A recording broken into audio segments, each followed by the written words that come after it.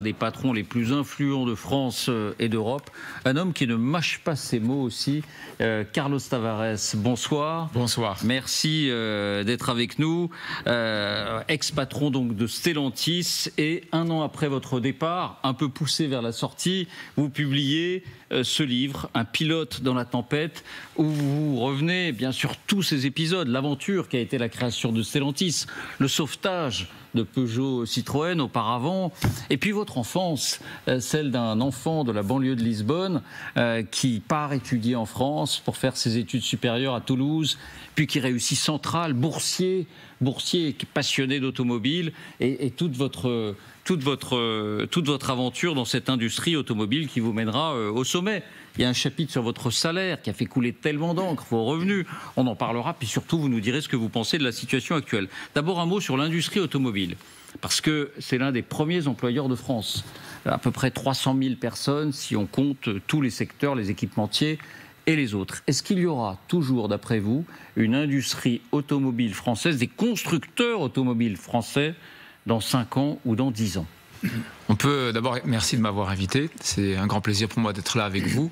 On peut élargir la question à l'industrie automobile européenne, et la réponse est c'est pas sûr, puisqu'on est engagé dans un processus où le diktat réglementaire met systématiquement ces entreprises en difficulté et à la merci d'une intervention d'un constructeur chinois. Au bout de ce processus-là, quand vous aurez des constructeurs chinois avec 10% de part de marché d'un marché de 15 millions, ça fait 1,5 million. 1,5 million, ça fait 10 usines de 150 000 voitures. Et quand vous aurez quelques-unes de ces usines qui commencent à fermer et les pneus vont commencer à brûler, les États européens seront heureux d'accueillir, de féliciter et d'applaudir l'intervention des constructeurs chinois qui rachèteront ces usines pour l'euro symbolique. Au bout de ce processus, vous avez transféré vos usines aux Chinois comme résultat du diktat réglementaire que nous sommes infligés nous-mêmes. Et quand vous dites diktat réglementaire, vous-même, vous étiez partisan d'une accélération vers la voiture électrique. Nous avions deux dimensions sur ce point. La première dimension, c'est que n'importe quelle grosse entreprise cotée en bourse se doit d'être une entreprise légaliste. Donc à l'intérieur du cadre réglementaire, vous faites la course pour être le meilleur et gagner la course. Et ça, c'est le cadre légal et que vous devez respecter comme entreprise cotée en bourse. Après, vous avez le citoyen européen ingénieur qui explique que la solution qui a été imposée, elle est d'un coût exorbitant pour la société, avec un bénéfice minimal pour la planète. Et donc c'est une mauvaise solution du point de vue de son efficacité et de son coût. Il y a de bien meilleures solutions. D'ailleurs, elle est décrite dans le livre que vous avez l'amabilité de citer. C'est ça, vous dites, si j'avais été commissaire européen... J'aurais pas fait comme ça, non. Voilà, j'aurais donné des paliers, j'aurais donné de la visibilité, j'aurais défini des normes d'émissions plus précises, j'aurais pas précipité l'industrie automobile comme ça. On a juste oublié un petit détail, c'est qu'en imposant une technologie extrêmement chère, on a provoqué l'impossibilité pour la classe moyenne d'acheter ces voitures. Et donc si la classe moyenne n'achète pas les voitures électriques, il n'y a pas de volume. S'il n'y a pas de volume, il n'y a pas de bénéfice pour la planète.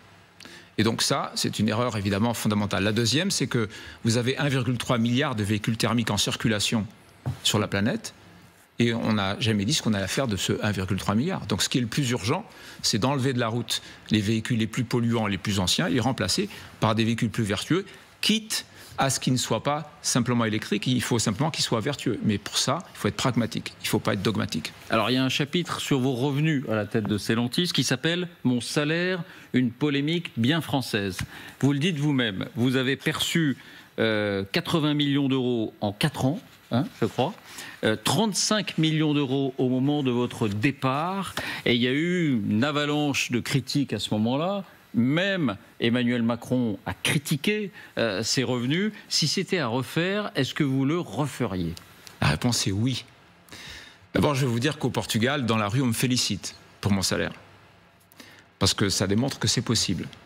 Ensuite, je vous dirais que mon salaire, il était à 90% indexé sur les résultats de l'entreprise. 90% et 10% de salaire. Je ne dis pas que les 10% de salaire de base n'étaient pas suffisants ou copieux. Je dis que c'était 90% indexé sur la performance de l'entreprise. Et puis il y a 3 arguments que je répète inlassablement, et j'aurai plaisir à le répéter une nouvelle fois. Premier argument, c'est un contrat entre 2 parties. Comme pour un joueur de football ou pour un pilote de Formule 1, il y a quelqu'un qui va acheter votre service et vous êtes prêt à le vendre à ce prix. C'est un contrat, c'est une transaction.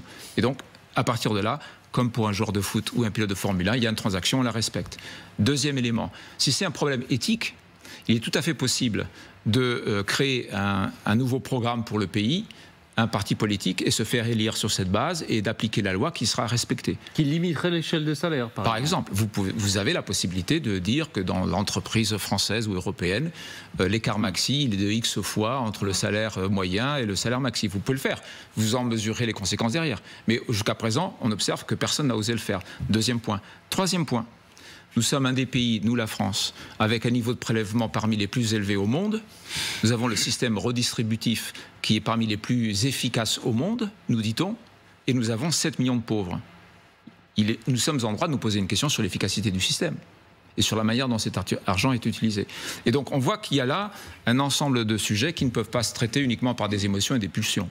Alors, vous écrivez malgré tout, c'est vrai qu'il y a 30 ans, l'écart entre le salaire moyen et le salaire des dirigeants était de 1 à 50. Aujourd'hui, il est de 1 à plusieurs centaines. Est-ce que vous comprenez malgré tout que dans un esprit de cohésion nationale, ça puisse être un sujet de mécontentement ou je considère que c'est un sujet. Ou de ressentiment. Oui, bien sûr, bien sûr, bien sûr. Mais ça, il faut expliquer, il faut de la pédagogie. Ce qui est important pour moi, c'est la cohésion de la société. La cohésion de la société aujourd'hui en France, elle est mise à mal. Et donc, par ce fait-là, parce qu'il faut préserver la cohésion de la société, il faut traiter le problème. Mais il y a manière de le traiter, ce problème-là. Vous pouvez demander à différents acteurs de la société des contributions dont vous donnez a priori l'ordre de grandeur, que ce soit en réduction de dépenses ou en augmentation de recettes. Mais vous l'orchestrez, je dirais silencieusement, pour qu'à la fin, votre puzzle puisse s'agencer de manière qui soit harmonieuse. Plutôt que de stigmatiser une partie de la population contre une autre, je pense qu'il est préférable de dire, voilà, j'ai besoin d'une contribution de votre part. On est évidemment en train de parler des plus fortunés. Vous devez nous apporter une contribution de l'ordre de X. Vous seriez prêt à payer plus? Mais je ne fais pas partie de la catégorie qui est visée en France. Mais pourquoi pas? Pourquoi pas? À titre d'exemple, les revenus du livre que vous avez à la main, ils sont tous intégralement reversés au centre social de mon village. Pourquoi? Parce que dans ce village, il y a 56 personnes de plus de 80 ans, aidées par 40 bénévoles, qui reçoivent de l'État une aide journalière de 9 € par personne. Au Portugal. Au Portugal. Et donc, les recettes de ce livre vont intégralement à ce centre social. Et donc, le problème, ce n'est pas l'argent. Le problème, c'est l'usage qu'on fait de l'argent. Et donc, il faut expliquer aux Français que ce n'est pas l'argent le problème. C'est l'usage qu'éventuellement on pourrait en faire si ce n'est pas un usage vertueux. Donc, pour vous, la taxe Zuckman, par exemple, c'est prendre le problème par le mauvais côté. Absolument. Absolument. Ce qui ne veut pas dire qu'il ne faille pas demander une contribution des plus fortunés pour résoudre le problème. Vous semblez dire qu'elle devrait être volontaire, cette contribution. Absolument. Et pourquoi elle doit être volontaire? Parce qu'elle sera volontaire si nous apportons la preuve que nous allons aussi réduire les dépenses. Si on apporte la preuve que là et là, je vais réduire les dépenses, mais que ça ne suffit pas et qu'on est déjà un peu aux limites sur certains sujets, donc il faut compenser par une recette augmentée, on parle à ce groupe de citoyens et on leur dit, voilà, on aimerait que vous vous réunissiez entre vous et que vous fassiez des propositions qui viennent de votre fait pour un montant de l'ordre de grandeur de X, et on vous laissera l'annoncer, et ce sera votre contribution généreuse et proactive à la résolution du problème français. Ça vous paraît naïf? Non, mais il faut construire la cohésion de la société. Sur la bonne volonté des uns et des autres. Une question encore, et puis je vous laisse la parole. La France peut-elle s'en sortir? J'ai lu dans Le Point que vous disiez, la France peut-elle s'en sortir, donc par rapport à cette question financière, budgétaire qui nous prend un peu à la gorge aujourd'hui, et vous dites, j'en doute, j'ai un vrai doute. Pourquoi? D'abord, j'ai 95% de mes amis qui sont français. Comme ce sont mes amis, c'est par définition des gens bien. Et donc, ça pose un vrai sujet que d'être dans un pays, dans une société qui n'arrive pas simplement à reconnaître qu'on ne peut pas laisser filer les dépenses indéfiniment et qu'on ne peut pas simplement chercher à équilibrer, comme à la maison, les recettes et les dépenses. Pourquoi, d'après vous? Écoutez, je ne sais pas bien. Mais l'esprit de français? Quand je pose la question à mes amis français, ils remontent jusqu'à 1789. Ils sont obligés, pour m'expliquer à moi, de remonter jusque-là. Et remonter à cette dimension-là. Alors, moi, je ne sais pas expliquer, mais ce qui est sûr, c'est que si on n'arrive pas à se réformer, au sens noble du terme, c'est-à-dire simplement équilibrer les comptes. Au Portugal, tous les ans, nous avons un budget avec avec un équilibre parfait. Portugal est souvent cité en exemple. Et alors comment est-ce qu'ils font? Ils partent sur un budget qui est plutôt serré. Quand ils arrivent à l'automne, ils distribuent des chèques qui n'ont pas d'impact récurrent sur l'année suivante. Mais ils voient qu'ils vont bien atterrir sur l'année, parce qu'ils sont parvenus un peu serrés, et à l'automne, ils distribuent les chèques. Il n'y a pas d'effet récurrent, le budget est systématiquement équilibré, et la dette du Portugal sera bientôt en dessous de 90% du PIB. Alors, vos questions, vos réflexions, François. Une question justement sur le Portugal. C'est un pays dont on parle beaucoup en France en ce moment, justement, parce que ses performances se sont beaucoup améliorées. C'est vrai qu'on les croise dans la côte, quoi. Hein. Sauf qu'ils remontent et la France descend. Si vous aviez un conseil à donner, vous êtes franco-portugais, vous avez un pied de chaque côté de la frontière. Bon, il n'y a pas de frontière au sens littéral, mais vous dites je dois tout à la France. C'est vrai. Vous dites je dois tout à la France. Oui, vous connaissez bien les deux cultures, les deux pays. Si vous aviez un conseil, justement, au fond, une morale à tirer de l'expérience portugaise que la France pourrait appliquer, ça serait quoi? La première chose que je dirais, c'est qu'il ne faut pas considérer que tout va bien au Portugal, loin s'en faut. C'est vrai que les chiffres macroéconomiques sont bons, mais la population et la classe moyenne n'est pas contente au Portugal. Il y a une forme de grève larvée, de défaut d'initiative, de défaut d'énergie. Il y a quelque chose qui n'est pas bien en ce moment au centre de la pyramide de la société portugaise. Donc tout n'est pas parfait. Mais le conseil que je donnerais, c'est qu'il faut arrêter d'être démagogique. Et ce que moi je dis aux responsables politiques portugais, notamment le Parti socialiste et les sociodémocrates, je leur dis, vous avez la chance d'être dans un pays où le socle du spectre électoral est à 70% au centre. Au centre. C'est une chance inouïe. Mais vous êtes en train de perdre des voix sur les extrêmes parce qu'au centre, vous n'exécutez pas les solutions pragmatiques à des problèmes qui sont faiblement idéologiques. Mais je crois que François, vous demandez un conseil pour la France. Alors, j'y viens pour la France. Pourquoi est-ce que le centre n'exécute pas les solutions pragmatiques à des problèmes faiblement idéologiques? Parce que les leaders du centre sont embourbés dans bureaucratie, technocratie, juridisme. Et quand je leur dis, quand vous rentrez dans une salle de réunion pour régler un problème difficile, vous avez 25 personnes, et que vous avez 23 personnes qui vous disent ce que vous ne pouvez pas faire, et 2 qui ébauchent le début du commencement d'une idée de ce qu'on pourrait faire, vous êtes démunis. Et ils me regardent, les 2, et ils me disent, oui.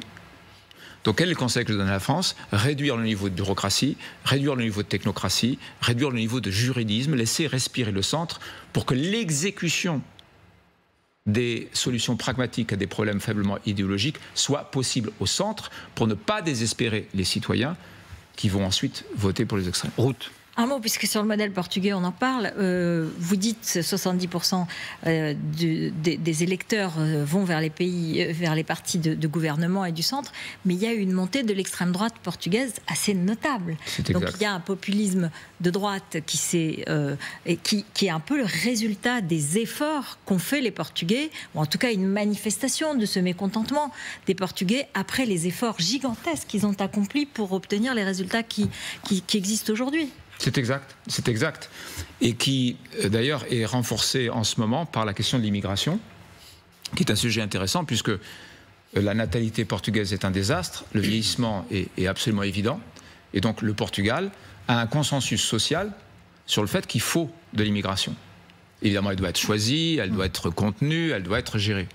Mais il faut de l'immigration.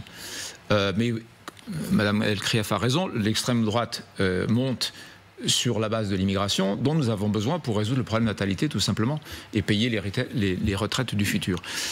Néanmoins, l'équivalent de LFI au Portugal s'appelle Bloc de Esquerda, c'est 2%, pas 10%. Et l'équivalent du Rassemblement National qui est Chega, c'est 18%. Ce sont les amis de Marine Le Pen. Voilà, Hervé. 18%. Vous parliez tout à l'heure de la question des salaires avec David. Vous avez été un grand dirigeant d'une entreprise industrielle. Au lieu de parler sans arrêt de la question des très hauts salaires, est-ce que vous n'avez pas le sentiment qu'en France, on pourrait essayer de travailler à la cohésion de la société dont vous parliez en augmentant les salaires du bas? Autrement dit, en France, est-ce que le principal problème n'est pas plutôt que le salaire de ceux qui gagnent beaucoup, est-ce qu'il n'est pas plutôt l'insuffisance des salaires qui gagnent peu? Et est-ce qu'il y a des solutions pour ça? On peut en effet se dire que nous sommes là pour augmenter le nombre de riches et non pas pour diminuer le nombre de riches. Oui. N'est-ce pas? On est là pour diminuer le nombre de pauvres en augmentant le nombre de riches.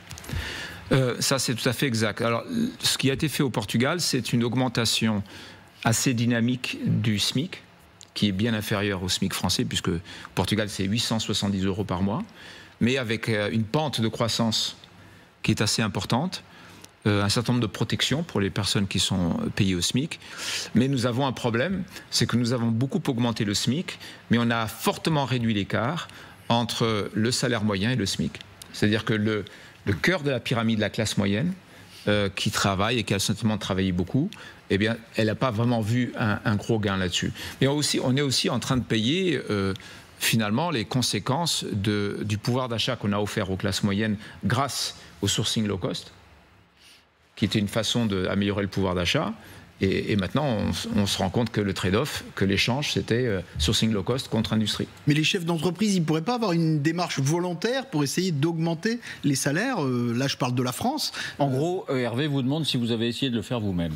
Eh ben, ce que nous avons fait quand j'étais à la tête de Stellantis, ça a été une montée continue de l'intéressement, qui est un mécanisme français extrêmement performant, et que je vais d'ailleurs appliquer dans un certain nombre de mes entreprises portugaises. Je pense que l'intéressement est une très bonne formule. L'alignement des intérêts par les bonifications d'actions aussi. Donc il y a des mécanismes forts en France pour renforcer ça. Plus d'intéressement, et ça c'est vous qui définissez le potard. Dans les grandes entreprises. Dans les grandes entreprises. Je vous donne la parole, Rafik, mais juste une question. Vous écrivez: aujourd'hui, la société occidentale, notamment européenne, et évidemment, on imagine que vous parlez de la France, souffre de la médiocrité grandissante de ses leaders politiques, qui ne sont pas assez payés. Exact. Vous pensez à Emmanuel Macron? Vous pensez à... Je peux vous donner un chiffre qui va vous faire sourire. Je suis ici pour dire des choses qui dérangent, donc je le dis avec plaisir et avec amitié surtout. Le salaire de votre président de la République... 19 000 € à peu près. C'est à peu près le salaire d'un bon ingénieur de Stellantis avec entre 5 et 10 ans d'expérience. Alors je vous posais... On est bien payé quand on est quand même ingénieur chez Stellantis. Certains disent pas assez.